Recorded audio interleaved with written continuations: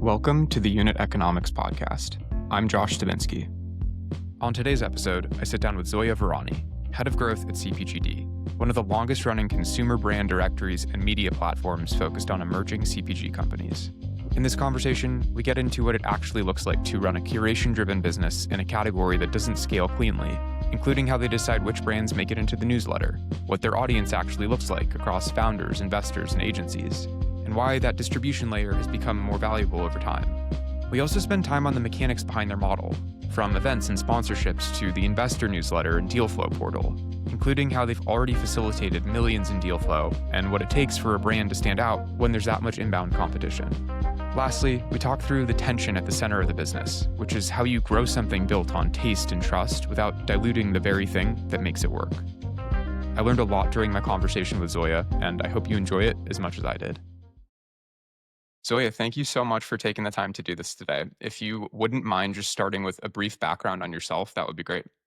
Yeah, for sure. Thanks for having me. I'm currently head of growth at CPGD. We're one of the oldest, if not the oldest, consumer brand directory on the internet. And we have over 2,000 emerging brands listed on our website. We also have a newsletter, an investor platform, and investor portal, and a lot more. So, yeah, I recently joined and am running our growth and content. And what were you doing previously? What led to you actually joining CPGD? Yeah, for sure. I think the genesis of CPGD and me joining, I can explain briefly, what I was doing before. So, I formally have a background in product marketing. I graduated from college, worked in some pretty scaled startups in the legal tech space and in AI search space. And so that kind of happened to be timed perfectly with the AI boom and like what it is now. And so through my product marketing background, I moved to New York, really. I guess that was 2 years ago now. And just started noticing that like brands and tech were obviously everywhere. Like you hop on the subway, you see ads, you like turn the corner, you like see marketing for, like the latest, like, I don't know, product. And so moving to New York was really where I realized like, I had this product marketing background. I had this kind of love for brands like technology, and I kind of wanted an outlet to just talk about it all. So I started my own Substack. I called it On My Mind as of late because literally it was just like what was on my mind with my product marketing lens, I would say. And I scaled that pretty quickly to over 1,000 subscribers, which doesn't sound probably like a lot, but if you know Substack, you know that's kind of hard to do without an organic following of some sort. So scaled that and just really loved talking about the latest in consumer, which, tended to talk more about marketing and brand moves that I found interesting after moving to New York. And so that experience paired with my background in product marketing.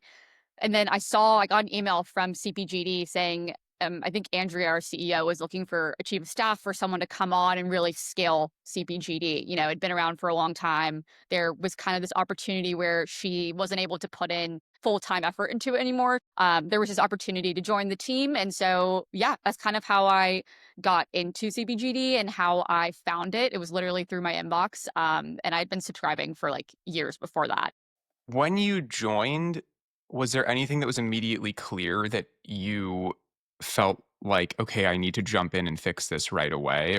I think it was just like being able to deliver like a one-liner or like explain what CPGD is. There was so much being done and it was just so not clear to me like what CPGD was. It still like honestly needs to be, I think, like reframed a little, but to me it was just like, okay, like let's just establish like what this is, who it's for, and then like step two was like, okay, like what's our vision for this and how do we take it there? So right now, or I guess when I joined, that was getting really good subscriber data. We are actually direct to email. So we have a ton of data that's, I would say, arguably very valuable. And then two, like we just needed to figure out who it was for. So like identifying who is the most engaged, who is the least engaged, like, just doing a lot of the grunt work that maybe hadn't been done yet, but would really let us create a thesis or like be able to really target what we wanted to do next to like kind of scale to that vision.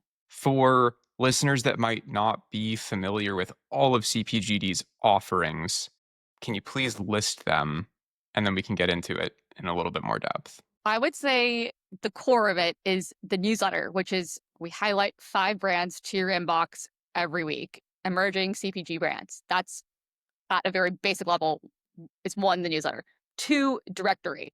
We, in addition to the newsletter, add all these brands 5 a week to this directory, but the directory is over 2,000 brands now, which is really cool because, newsletter's been going on for a long time and the directory's been building. So those are the 2 main assets. I think the ones that are maybe people might be confused about are we do some sort of advisory. I think that's on the website and we list it there just because we do end up being, like partners and advisors with a lot of these early stage founders. And that just kind of comes naturally. I wouldn't really make that a formal listing. I think another thing that we do, which we're working on and focusing on, is the investment vehicle, if you will. So we have an investment deal flow and portal that Ali, our head of partnerships and investments, leads. So we actually have an investor newsletter. So if you're a vetted investor, if you're an angel investor, you can get a separate newsletter with like specific information for y'all on who's raising, brands we spotlight there, and like our 2 cents on honestly on the industry. And then there's also even a deal flow portal, which we're working on. So there's a lot happening on the investor front. And then the last piece is technically the events. The events are kind of like the bread and butter, if you will, of like what we do. They're really fun. Usually we try to do really fun events within the community. So that's how I would best summarize everything, like in terms of what we tangibly do. But I like to just like say that we're like a media platform. I think that's just the simplest way to, describe it to someone who doesn't know what's going on. It's a lot. It's a lot to cover. I'd like to Yes. break down each one individually. So let's start with the newsletter. You list some data points on the site around who's reading the newsletter, but I'm really interested to hear in your own words what makes the subscriber base unique, what they're finding valuable, as well as what has looked different for you in shifting from writing on a more personal basis to writing for, correct me if I'm wrong, tens of thousands of people in a more structured format. I'm curious to hear a little bit about what you feel like you've brought from your own writing to CPGD and also how you feel like CPGD is informing your personal writing as well. I know that's like 4 questions in one, but we can take them one at a time. Yeah, no, these are great questions. I think I'll start with like who's reading the newsletter. Like you mentioned, you're totally right. We have over 10,000 subscribers, closer to 11,000 right now, actually. Large majority of them, I would say maybe 50%, don't quote me on this, but like more than half or at least half are CPG brand founders themselves. We definitely get for some reason in front of founders early. It's like we're one of the first publications they read. And I think that's just because we've been around for so long and we're pretty well known through word of mouth. So that's around 50 to 60% of who's reading. I'd say what makes us really unique and where like the breakdown gets interesting is we have a very large investor community also. So I want to say it's upwards of 25%, probably like somewhere between 25 to 30 of investors. I think where it gets interesting is we have a lot of other PR and agencies that like a lot of consultancies, a lot of people who are kind of working with up and coming CPG brands and getting the word out about them that actively read our newsletter. So we actually had a ton of inbound, I'd say, from PR firms and from like creative consultancies and things like that.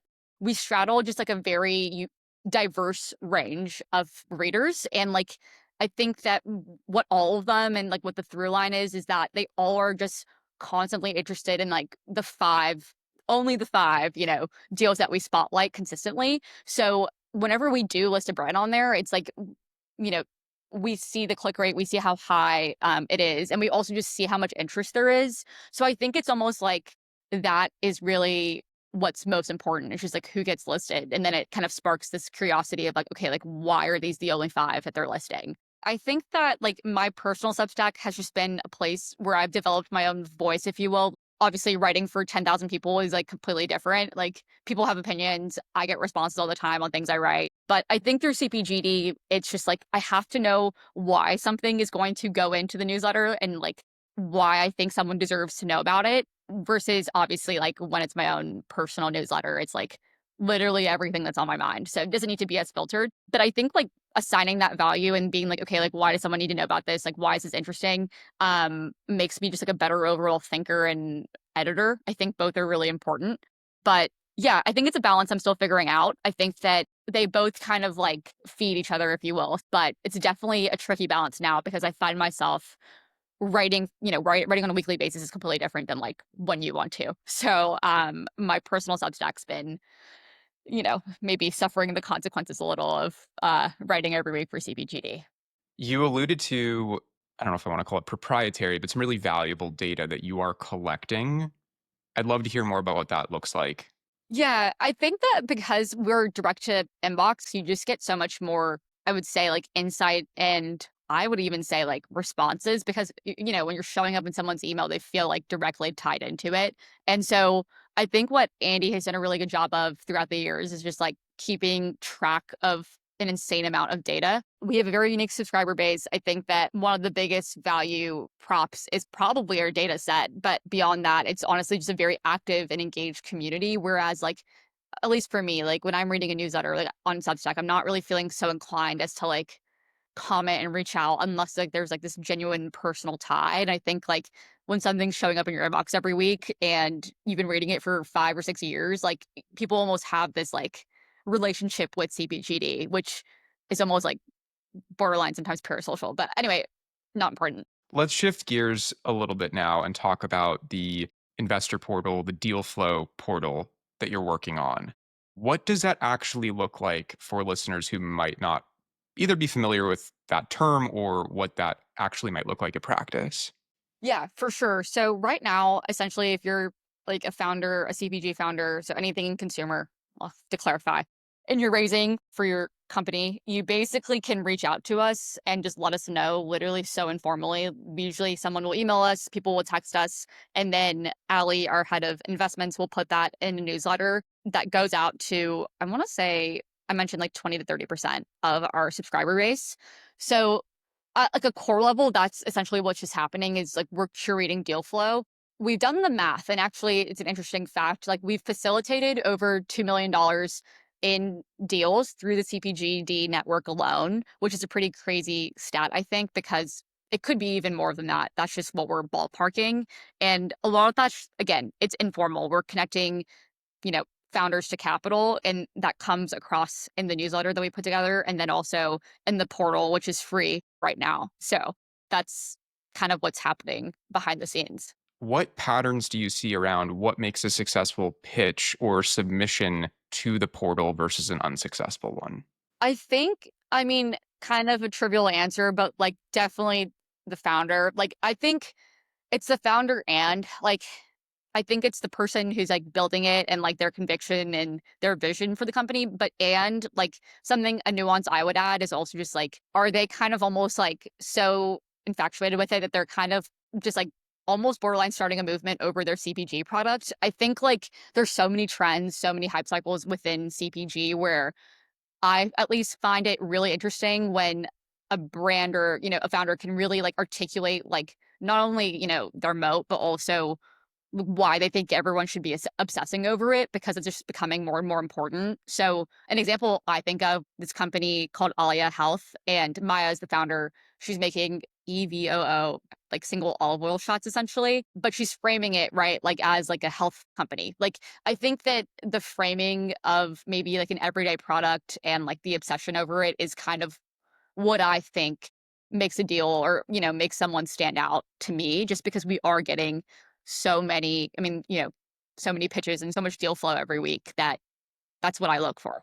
And what makes you say no to a pitch? I mean, honestly, I just feel like it's if it's a really crowded space with not a clear stance on like why they win, which is again, simple answer, but like I just think it's really obvious when there's a clear value, like if someone's doing something really different, whether it's like form factor, whether it's like I said earlier, like I don't know, they want to start a movement with it. Like I think that there's clarity that some founders are able to convey. And I think sometimes where it falls short is when there's not and it's a really crowded space already. Let's shift gears once more and talk about events and the role that you see events playing for the business.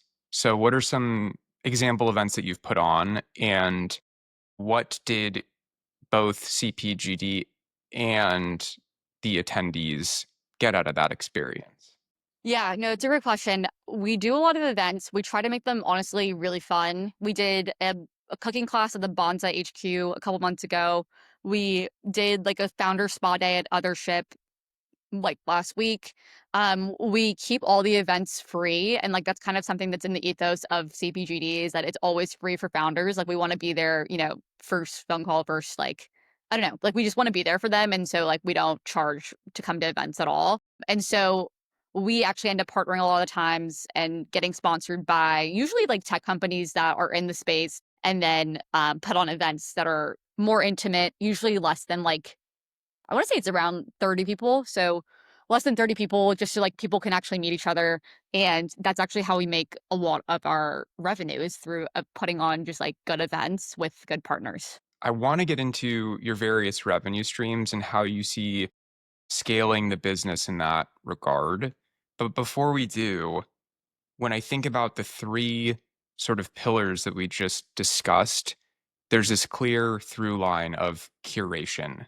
And I think of CPGD as an exceptional curation business in a way, but that doesn't scale particularly easily.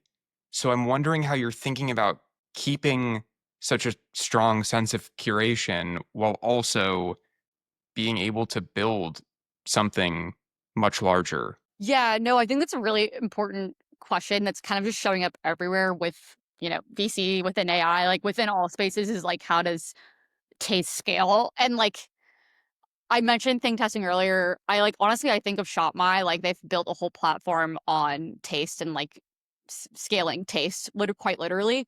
So I think that like it's definitely tricky because you can't scale in the same way. Where like if we were covering all the news all the time, like I'm sure we could scale, but I think that like you said, because we're not, because we're kind of trying to keep things as tailored as possible, we do like we're almost limiting ourselves in a way, but like through that restraint is like I think how you solidify and scale something is kind of just like choosing what to not be part of and like what to not show up to is like almost as important as what you do say yes to.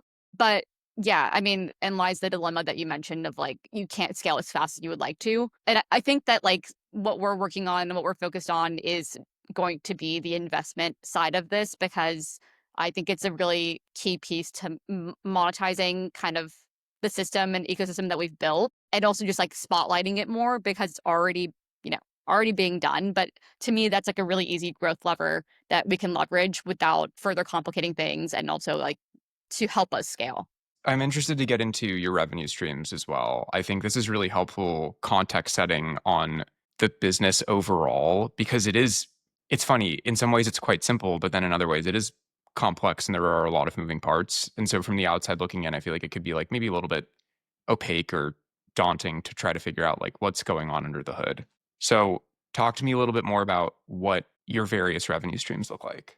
Primarily, it's through sponsorships, it's through events. I think that because we're like you mentioned, like because we're curating and because we're putting on these more smaller events, we're able to partner with like companies that actually get to like come. So if you're a tech company and you want to work with us, like you actually get to not only come to the event and like sit at the table, but you're also leaving with like a great conversation with someone over dinner and like a potential, I mean, future customer. So I think that like that level of experience, it's always gone well for us. And like it's always been something that we've done.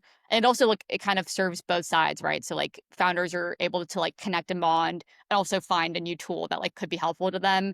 And then also like the sponsor is usually pretty happy and like wants to keep working with us. So anyway, so all to say, like that's kind of our core revenue stream. I think like I mentioned this earlier already, like the investment side, I want to scale personally and like grow that as well. And I can talk about what that might look like later. And then the other piece of this would be the sponsorships through the newsletter. Right now, we have like one sponsor spot on the newsletter, which is pretty crazy given how many people read our newsletter. I think something I want to look into is like being a little more strategic with the sponsors that show up on there, like making sure the information doesn't get too I don't know, when you're reading a newsletter and it's like an ad every other word, it like gets kind of annoying. So I want to make sure that it doesn't become that either. So looking into monetizing strategically and within the newsletter specifically, and then the investment like deal flow portal as well. Yeah, talk to me a little bit about scaling the investment piece that you were just describing. What does that look like? Yeah, I don't want to reveal too much just yet, but I think you and I talked about it a little bit already. We are working to like set up a syndicate or essentially a way for people who are already reading the newsletter or investment newsletter to invest directly through CPGD. So that basically just is a more formal deal flow portal than we already have. Like right now, you're basically just getting information on the deals, but we want to really become like the connector between the capital and the founder. So I think that giving people an opportunity to select into deals that they're interested in through our curated lens is how we want to go about that in the future. And that's something that we're working on. I also just think like we have been a resource for so long to so many people that I think, it's time that we can start being a little more strategic with how we go about monetizing that doesn't lose our essence of ever being free. Like we always want to be free to founders and always want to be a resource for them and never charge them. But I think we want to lean into like, okay, like how can we make this grow and like in a way that benefits everyone? Have you thought about gating specific features? Yeah, we're probably going to gate a couple of features, but I won't say too much more. But I do think the investment portal will be one of them. Without getting into the specifics around what you're going to gate, which I know is a sensitive topic, how do you assess or how do you weigh what's worth gating versus what's worth keeping open and free? What does that trade-off look like?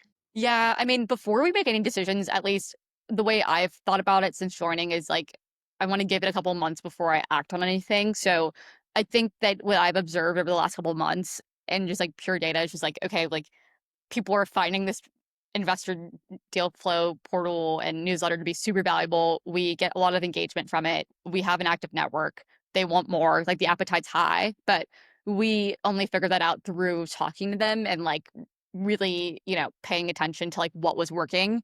So I'd say before jumping into it, like that was kind of my hunch. And then we kind of just validated that by like going and talking and kind of just like looking at the data and looking at even qualitatively like what people were saying about the investor side of CPGD. And that's how we're aiming to grow it and scale it is based on that. I'm interested to hear about how you sort of frame, we can call it your moat, but the way in which you think about differentiation versus other CPG communities that are out there, because there are a lot of them. And there are obvious trade offs when it comes to, again, curation and scale and what you can and can't offer. So I'm curious how you think about CPGD's positioning today and into the future. But yeah, let's call it a moat. What do you think your moat looks like? Yeah, that's a tough question. I mean, at its simplest form, I would say the people that are already part of CPGD. I think that the like I know it's a little corny, but like truly the community is like very highly engaged, and to have like a highly engaged community when you have 10,000 people is pretty significant, I'd say. So I'd say that's kind of the moat, if you will. But kind of going back to what we were talking about earlier, like I do think the lens of like taste and the lens of curation is part of that equation. So I do think it's both of those combined is kind of what it makes us unique and stand apart versus maybe some other CPG communities. I think that like trust is also part of that. So like we want to be the most trusted editorial and discovery layer in CPG. Maybe not like the biggest, but the ones that founders and investors are actually wanting to rely on and like hear from and honestly like want to get coffee with us, want to talk to us. So I think that like that's the goal and that's what we're working towards. And I think that, only works because of how it's been set up and run already. It's interesting. If you were to scale too quickly, you might find yourself in a situation where the community is just less active on average. And so there is an element of curation too, in terms of who you allow to even sit within the community. There is a sort of exclusive nature to it. How do you think about that tension? Yeah, no, it's a great question. I mean, I think that what we've done in the past and what I think maybe could, support like my answer here is like you could, I guess, in theory, like make content for anyone or like just like for the curious person online. Like I don't know, like me before I like joined CPGD or like if I didn't work at a CPG brand. But I think like what we've done is made it super relevant for those people and for people who already are in the industry, if you will, or like wanting to pivot into the industry. And I think continuing to just like create stuff for that audience is really important. I think like I mentioned earlier, like too much volume and like too much news, like you can kind of find that anywhere. And so I really just feel like that lens has helped and like perhaps it's more industry focused than other newsletters are. If we zoom out and just think about the CPG space as a whole, you sort of started to touch on this a little bit earlier, but I'd like to go a little bit deeper. I'm interested to hear about what trends you're seeing currently and what is resonating with you on a personal level. I think talking about creating a movement or crafting a movement around your product, it's a bit of a nebulous concept. Yeah. So beyond that, I'm curious to hear about what you're seeing working well in your own opinion. Yeah, no, it's a great question again. I think that what I meant by that earlier was like I increasingly am noticing a lot of brands build for like systems and build for like the consumer, not just like in one occasion. Like I think I talked about this in one of my newsletters, like the end of the one occasion, brand or company. It's like before it was like, okay, like the active consumer wanted a protein bar to have after they worked out. And now it's like, okay, we're seeing more and more companies proliferate like to build for systems, to build for like not just one occasion, but for like a consumer throughout their busy and active life or like throughout the day. So you're kind of seeing more systems. Like I just saw a really cool brand pop up that was not, didn't launch with just like one core product. It was like a whole system around dental care. So like literally end to end, like here's what you need to start, here's what you need when you finish brushing your teeth. Here's a mint at the end. Like it's really just being incredibly thoughtful about how humans are and live and like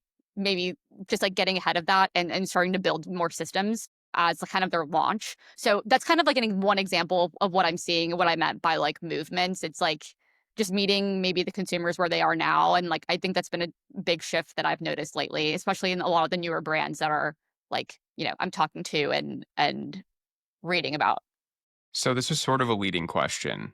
How then do you see that showing up for investors and quantitatively what matters today, maybe more than it did a few years ago, because the fundraising landscape has changed over the last few years. So I'm curious to hear about how you see that showing up on the other end of the equation.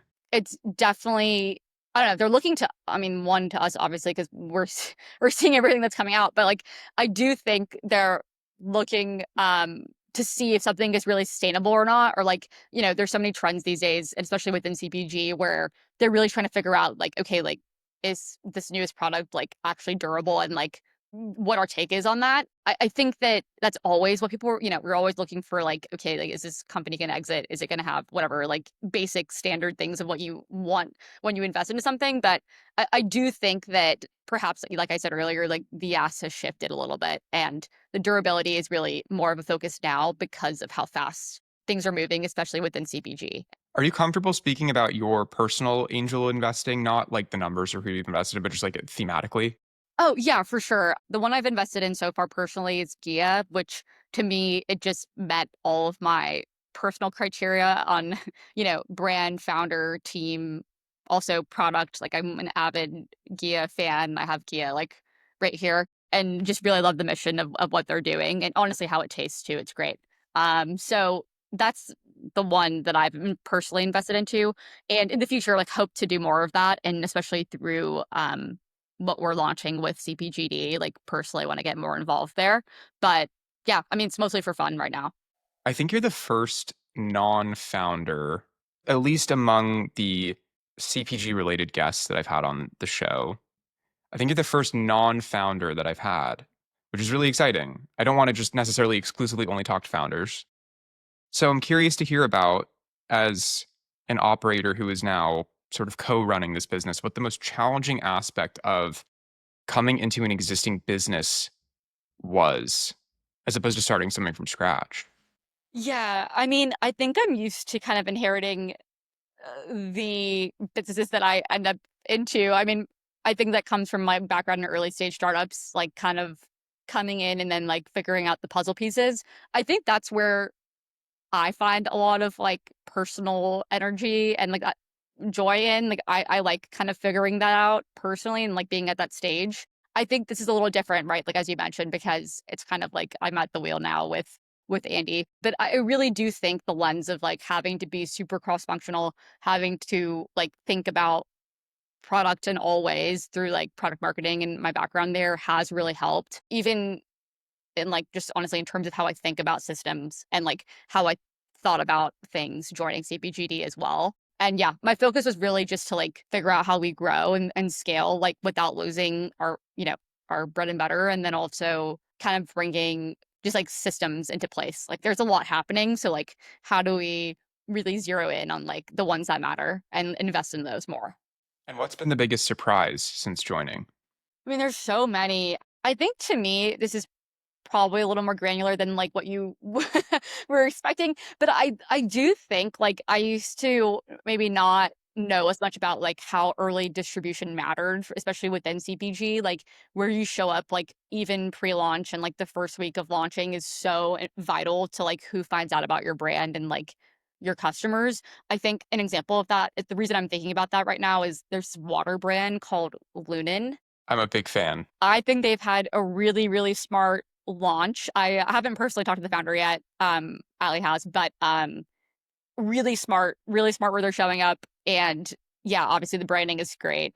But all that to say, like, I think it just truly shocked me because once you're like, when you're looking from the outside and it's easy to be like, oh, like, Gia, like, awesome, like, it's whatever, like, it's easy to observe. But I think like now being in the thick of it, or at least being in conversations where, someone's literally just starting their company, it's like kind of gives you a completely new perspective that obviously I can't personally relate to 'cause like you mentioned, I'm the first non-founder on here, but gives you a different lens into what's actually happening. Yeah, absolutely. This is a tangent, but yeah, I love what Lunin is doing. I love the brand, but I also love the actual bottle design. I think it's fun in that it looks like a plastic bottle, but like in actually using it, it's like the thickest, heaviest glass bottle I've ever used in my life. And I wasn't expecting to enjoy the sort of form factor as much as I did, but I really like what they're doing.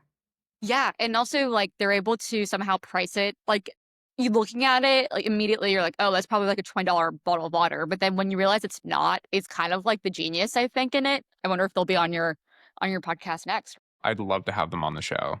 I think we have time for one more question. Okay. Where do you see CPGD 3 to 5 years out? Yes, I think CPGD will be hopefully the most trusted like editorial and discovery layer within CPG. Maybe not the biggest one, but the ones that founders and investors continually want to hear from time and time again.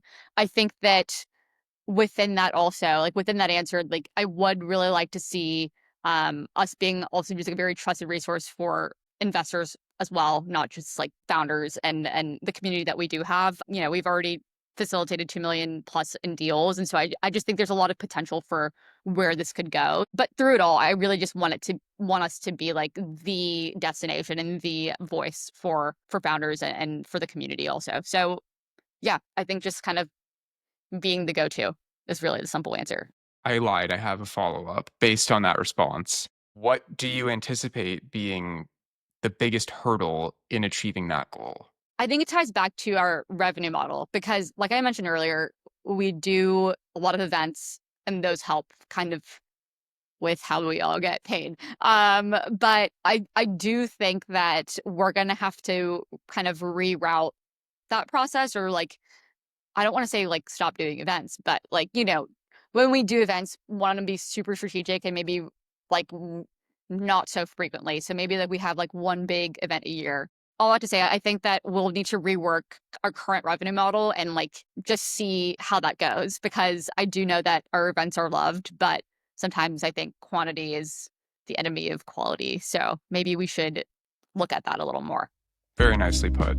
Zoya, thank you so much for the time. I really enjoyed chatting today. If you want to share with listeners where they can find CPGD, please feel free to do so. Yes, you can find CPGD just by looking up cpgd.xyz. We have the option to subscribe there. We're also on Substack, which I launched, probably not ironically after listening to this. And so, yeah, we're available on both. But yeah, that's how you can find us. We also have Instagram, which I'm also running. But go to our newsletter. Yeah, I recommend it. Thank you again. Yeah, of course. Thank you. All right, let's debrief. Something that really stuck with me from today's conversation is just how much of CPGD's value comes down to restraint. They're not trying to cover everything. They're making a very specific bet that curation, if done well, compounds over time into trust, and that trust becomes the product. But that trade-off is a challenging one. The more selective you are, the harder it is to scale, and the more pressure there is on every decision around what gets included and who gets access to what and how you monetize without breaking that trust. You see that tension show up across a number of different decisions that the team needs to make, and I think they're doing an excellent job of keeping everything in balance. But I think the broader takeaway here is that if you're building something where taste or judgment is core to what you're building, then growth becomes less about maximizing volume and more about maintaining standards. The challenge is figuring out how to expand without losing the selectivity and clarity that made people trust the product in the first place. I learned so much during my conversation with Zoya, and I hope you enjoyed it as much as I did. If you haven't already, make sure to follow and leave a review wherever you get your podcasts. Thanks for listening.